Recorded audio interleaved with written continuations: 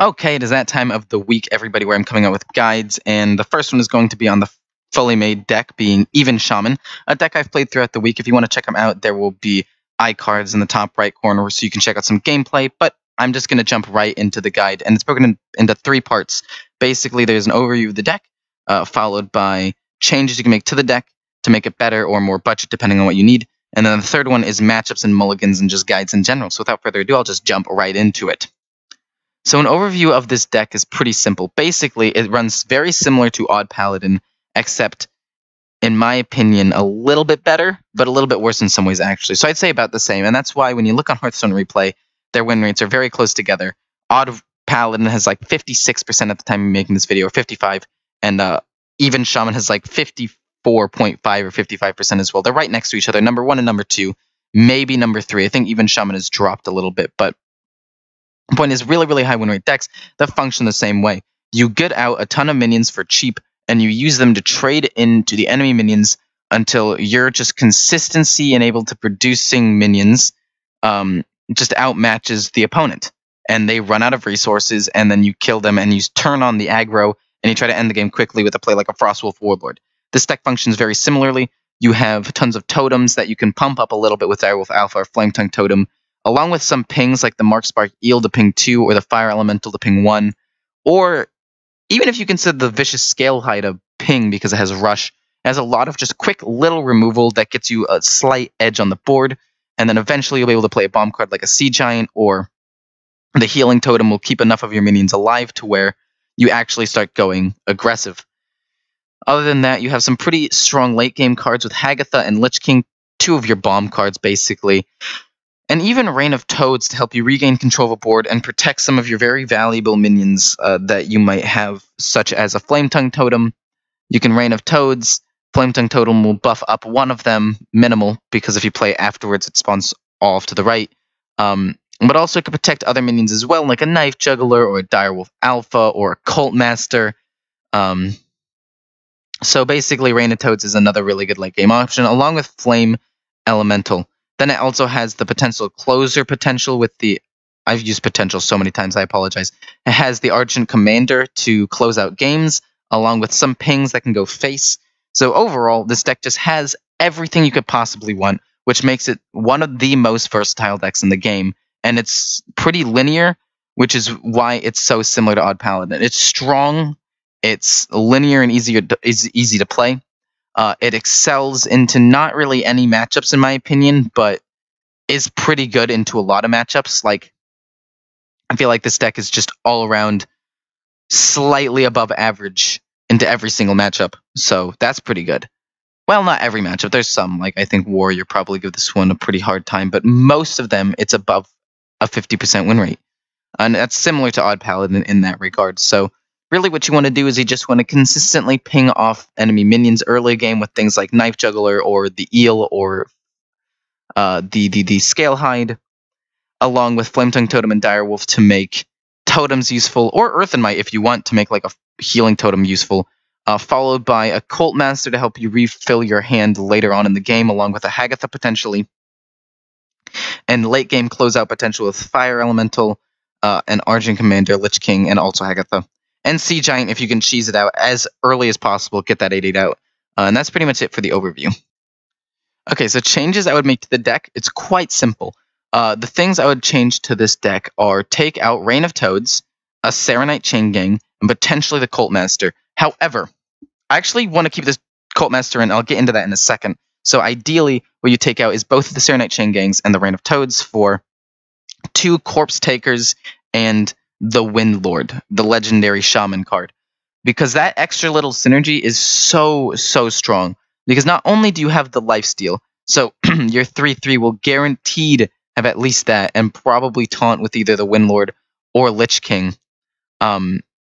Maybe not taunt because of the Serenite Chain Gang if you take that out, but it has a pretty good chance that if you play it on turn 4, it will have taunt and lifesteal, maybe even more, depending on if you have the Windlord in hand or not. Which basically means that that's a 4-mana 3/3 do so many things. Which is a huge gain of tempo and a thing that a lot of people try to use. However, since I don't have those cards, I run Serenite Chain Gangs because it's simple, it helps stall out, gives me a wider board so I can abuse that and get a Sea Giant out. Same with Reign of Toads, also because Reign of Toads with the Overload 3, if you play it on 6, you could still play a 4-drop that very next turn, or 2 2-drops. So, Overload-wise, it still actually works quite nicely with the rest of the deck and keeps the even synergy going. However, the Windlord and the Corpse Takers are better options.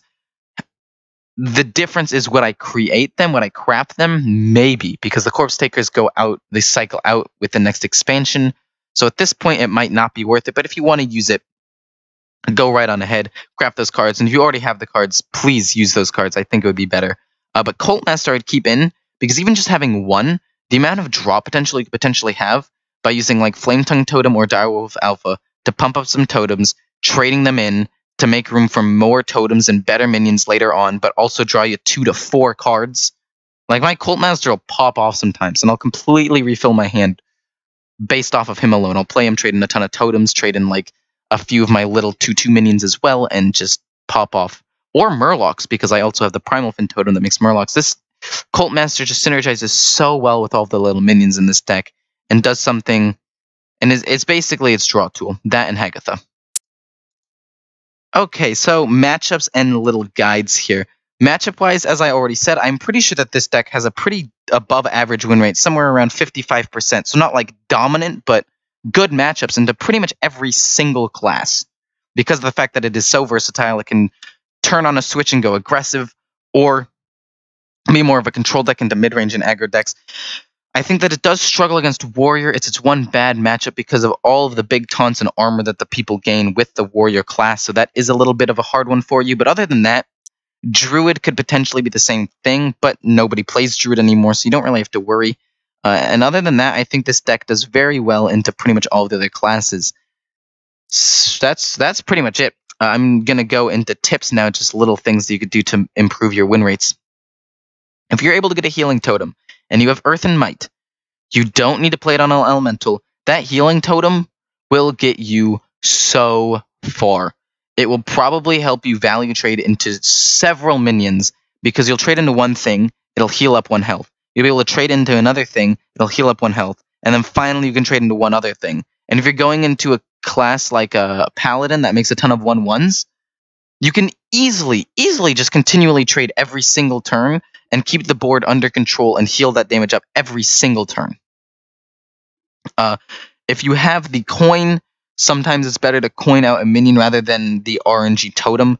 So sometimes if I'm playing against a slower class, I'll coin out a Knife Juggler or something that relies a lot on minions. I'll coin out a Knife Juggler or coin out a Primalfin totem or an eel in order to ping off the first minion that they played.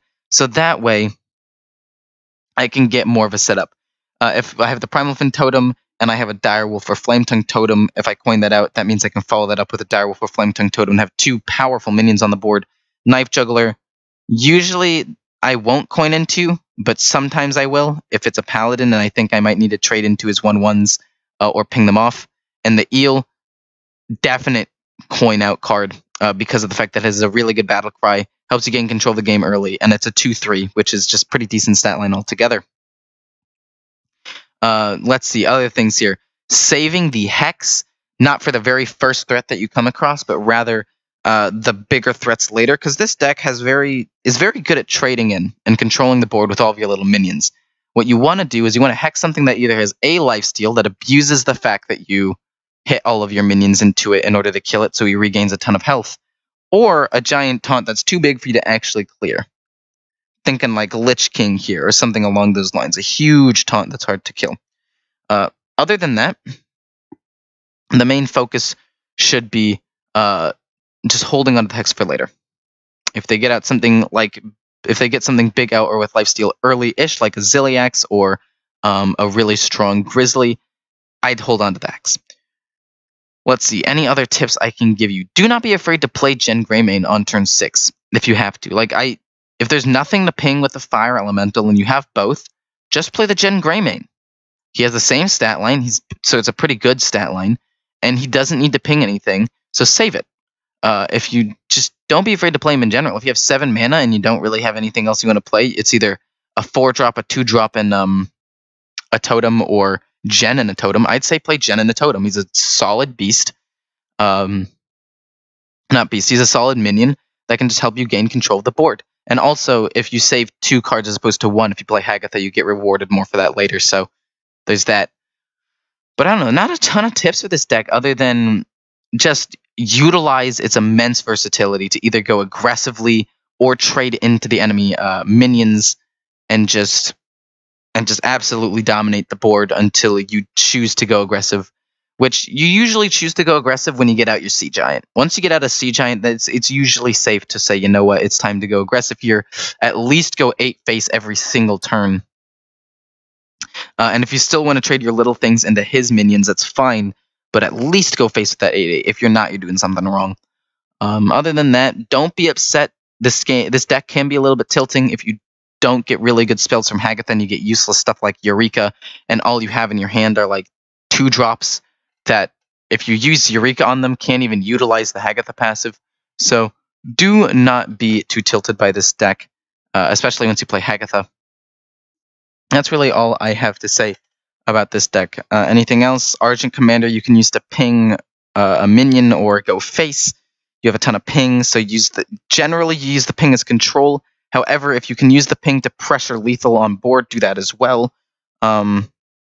Lich King is just a late game bomb card, not necessarily a priority on turn 8, but if you have nothing better to do, playing him can be really, really strong. And that's basically it. That's basically every single tip I can give you about this deck. As I said, it's linear, easy to play, and very versatile, and kind of just come up with things on the fly as you go, because that's just how this deck works. They present a problem, and you either A, adapt to it because of the deck, or B, they don't present you with a problem, and it's a control deck, and you can go aggressive. That's basically it. I hope you guys enjoyed. I enjoyed this deck quite a bit. I think it's a very, very underrated deck, and I would recommend making it. Whether it be my build or the build with Corpse Takers, because that one is just better than the version I play. But this one is a little bit cheaper. So if you're on more of a budget, feel free to not run that deck and run this version instead.